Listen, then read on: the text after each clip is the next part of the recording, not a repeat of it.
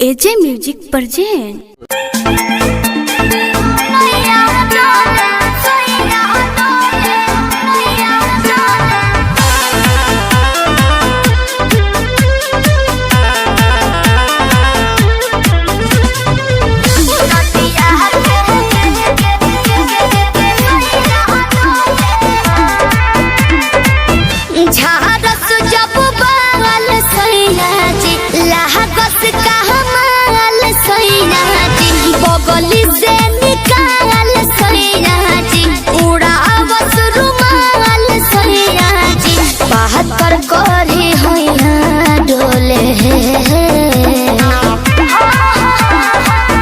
नदिया के पीछे जैसे नैया डोले ओ सही मोर सैया डोले।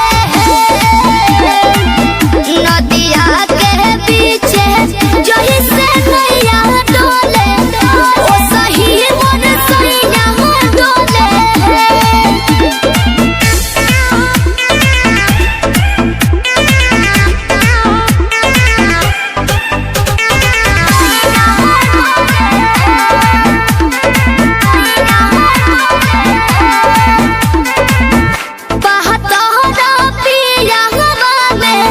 बहुते बहमा जरामा लोही कन के जैसन भूत सट जाले पाजरामा। लोही कन के जैसन धारू सरहब भन गोटा तना ना सब बताई करेले हउए बहुत ढीला दारू तो हमरो भलाई करेले। पहलम के पलैया डोले नदिया के पीछे जैसे नैया डोले ओ सही मोर सैया डोले। नदिया के पीछे जैसे नैया डोले ओ सही मोर सैया डोले। नैया डोले सैया डोले नैया डोले।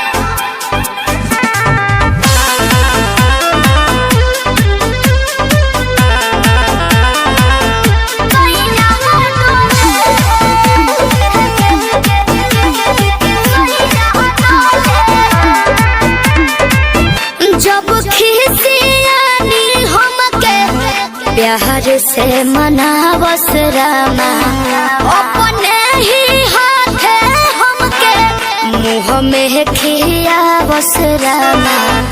अपने ही हाथे हमके ऊंचा आवाज में न बोलस कबो हमरा के डांट के नु हो कहरे ले प्यार वो तो हमारा के सिनवा से साथ के नु हो।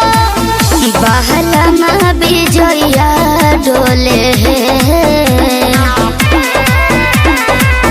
नदिया के पीछे जैसे नैया डोले ओ सही मोर सैया डोले। नदिया के पीछे जैसे नैया डोले ओ सही मोर सैया डोले।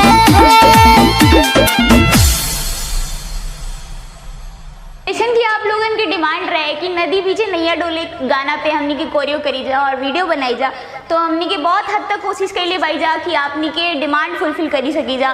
तो ये वीडियो की ढेर सारा प्यार दी जा, लाइक करी जा, सब्सक्राइब करी जा, कमेंट कर जरूर बताइए कि हमनी के डांस वीडियो आप लोगन के कैसा लगल। तब तक के लिए घर में रही जा, सुरक्षित रही जा। धन्यवाद गाइज, लव यू ऑल।